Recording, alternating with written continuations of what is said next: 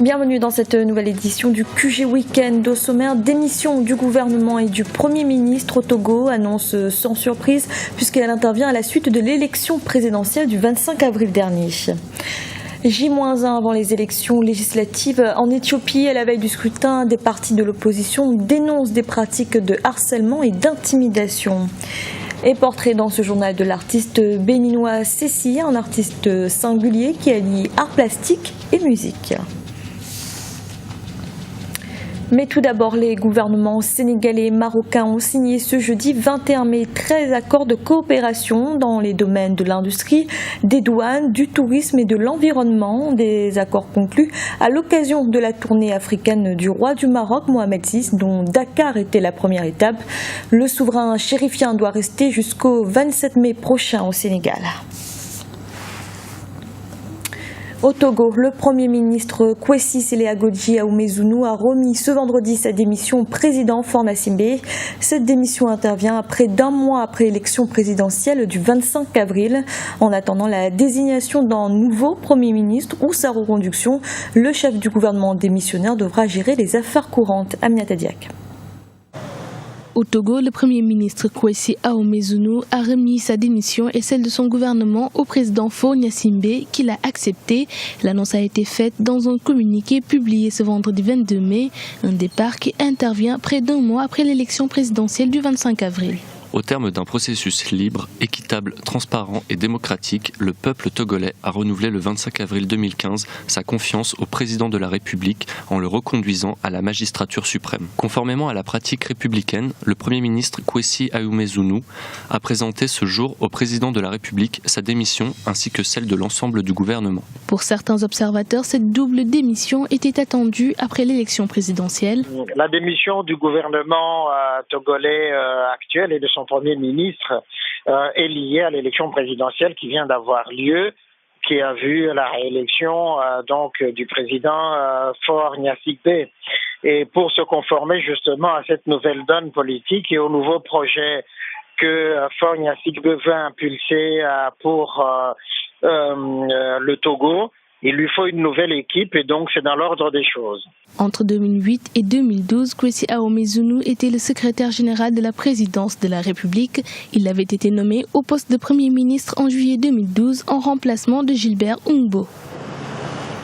En République démocratique du Congo, le parti d'opposition UDPS, Union pour la démocratie et le progrès social, a annoncé ce jeudi son accord pour participer au dialogue politique proposé par le président Joseph Kabila.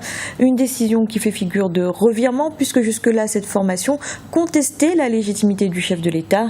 Le leader de l'UDPS, Étienne Tshisekedi, a estimé que le dialogue était la seule solution pour sortir de la crise. Et en République démocratique du Congo, toujours 2 personnes ont été tuées jeudi dans une embuscade tendue par des rebelles ougandais dans le territoire de Beni. Cette région de l'est du pays est le théâtre de violences. Une série de massacres a fait plus de 350 morts depuis octobre dernier. Une attaque a également visé un village dans la province du Nord Kivu où plusieurs personnes sont portées disparues. En Éthiopie, la population se rendra aux urnes ce dimanche pour élire un nouveau parlement et à la veille de ce scrutin, des partis de l'opposition font part de leurs inquiétudes quant à la transparence de ces élections législatives. Ils dénoncent notamment des pratiques d'intimidation à l'encontre de certains candidats. Emmanuel Milimono, commentaire Anne-Marie Diaz-Borges. Climat de campagne électorale tendu en Éthiopie. À la veille des élections générales prévues ce dimanche 24 mai, certains partis politiques accusent le gouvernement de harcèlement et d'intimidation. Pour les dirigeants de la plus grande coalition d'opposition, le Forum pour le dialogue démocratique en Éthiopie, la campagne électorale est entachée par de nombreuses arrestations policières dans les rangs de l'opposition. Le parti au pouvoir procède à des menaces et arrestations de nos observateurs électoraux. Il les menace d'attenter à leur vie après les élections. Il y a beaucoup de pression sur nous. Toute personne qui est vue avec nous rencontre toujours des difficultés. Malgré tous ces harcèlements et menaces, nous irons jusqu'au bout en restant dans le processus électoral. L'opposition accuse également le gouvernement d'une allocation inéquitable des ressources financières en faveur du parti au pouvoir, ainsi que d'un accaparement des temps d'antenne à la télévision nationale. Le gouvernement, pour sa part, nie toute accusation d'intimidation et assure que les élections seront libres, transparentes et équitables. Le harcèlement n'est plus comme il était au cours des élections précédentes. Je pense qu'il y a toujours des soucis dans toute élection. Mais la façon dont nous nous y prenons pour régler ou rectifier les dysfonctionnements a effectivement été améliorée. Et c'est là, les deux camps peuvent en témoigner.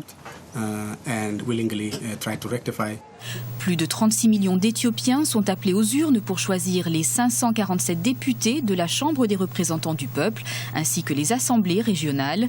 Quelques 57 partis politiques d'opposition participent à ce scrutin, dont la seule inconnue semble être l'ampleur de la victoire de l'EPRDF, le Front démocratique révolutionnaire des peuples éthiopiens, la coalition au pouvoir depuis 1991 et qui domine sans partage la scène politique du deuxième pays le plus peuplé d'Afrique. Rencontre à présent avec un artiste béninois. Il s'agit de Cécile, diplômée en sérigraphie. Il allie art plastique et musique, une alliance singulière qui font aujourd'hui la particularité de ses œuvres. Un reportage de notre correspondant Lefty Uno. L'art plastique et la musique, mode d'expression de l'artiste Cécile.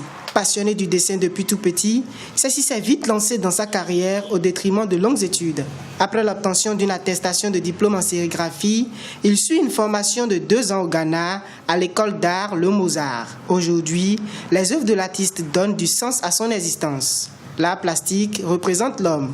L'art plastique représente moi, Cécile. Parce que l'être humain, tout être humain, vit et repart après. Mais l'art plastique, ça reste, ça demeure et le nom reste. Donc je signe la vie par mes inspirations. Beaucoup de messages sont véhiculés à travers les œuvres de l'artiste. Il s'agit entre autres de l'amour, de la beauté ou encore des questions existentielles. J'ai vu 2 catégories d'œuvres et j'étais intriguée par le fait que d'un côté, il fait des œuvres très presque réalistes, des styles qu'on trouve un peu dans d'autres endroits. Mais à côté, il avait un style tout à fait abstrait. Ceci ne s'illustre pas uniquement dans l'art plastique. L'artiste est également connu dans le monde de la musique. Il estime que les 2 arts se complètent. À chaque fois, il m'étonne sur ses œuvres et dans sa musique, et tout ce qu'il développe. Il y a quelque chose de spirituel toujours derrière ça, tout ce qui est message, il y a un sens toujours dans tout ce qu'il dit. Auteur de 2 singles déjà disponibles dans les discothèques au Bénin et dans la sous-région ouest africaine, Cécile se dit ouvert au monde. Cet esprit d'ouverture lui permet d'établir une franche collaboration avec d'autres artistes béninois et africains. C'était le journal de la rédaction. Merci de l'avoir suivi. Retrouvez dans un instant une nouvelle édition de l'information.